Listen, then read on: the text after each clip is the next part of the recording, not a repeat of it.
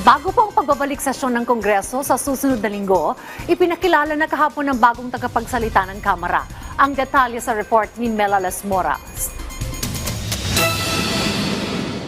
May bago ng tagapagsalita ang Kamara. Yan ay si Attorney Princess Abante, dating tagapagsalita ng Maynila at anak ni Manila 6th District Representative Bienvenido Abante Jr. Ayon kay Attorney Abante, hangad niyang maipaabot hindi lang sa media kundi sa taong bayan ang mahalagang impormasyon mula sa Kamara para na rin maiwasan ang mga naglipa ng kung ano-anong maling balita. There's a need to strengthen the communication mula sa House to ensure yung tama at makatotohanang impormasyon ay naibababa natin sa mamamayan.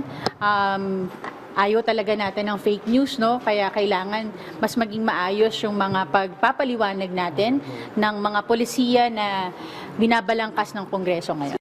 Sa susunod na linggo, balik sesyon na ang Kamara at inaasang ipagpapatuloy na rin ng mga kongresista ang malalaki nilang pagdinig tulad ng House Quad Committee at Tri-Committee hearings.